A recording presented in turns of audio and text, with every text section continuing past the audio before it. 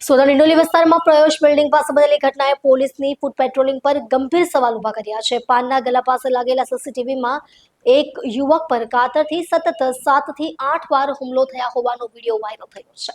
CCTV ફૂટેજમાં જોઈ શકાય છે કે એક યુવતીએ કાતરથી બીજા વ્યક્તિ પર 7 થી 8 વાર હુમલો કર્યો હતો. હુમલો થયો હોવા છતાં નજીકમાં પોલીસ ફૂટ પેટ્રોલિંગ પર હોવા છતાં તત્કાળ પોલીસ ત્યાં દેખાઈ નહીં, જે પોલીસ સિસ્ટમ પર સવાલ ઉભા કરે છે.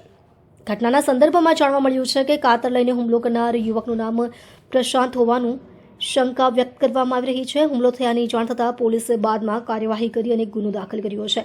પોલીસ અધિકારીઓએ ઘટનાની પુષ્ટિ કરી છે અને તપાસ હાથ ધરવામાં આવી રહી છે. આ ઘટનાએ આ વિસ્તારમાં સુરક્ષાના પગલાઓ અને પોલીસની ફૂટ પેટ્રોલિંગની અસરકારકતા પર સવાલ ઉઠાવ્યા છે. આ વિસ્તારના રહીશોએ પણ રાત્રિના સમયે સુરક્ષા માટેની ચિંતા વ્યક્ત કરી છે.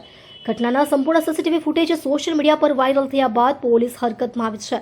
અસામાજિક તત્વો સામે કડક કાર્યવાહી અને પેટ્રોલિંગ સિસ્ટમમાં સુધારાની માંગ સામાજિક માધ્યમો પર ઉઠી રહી છે.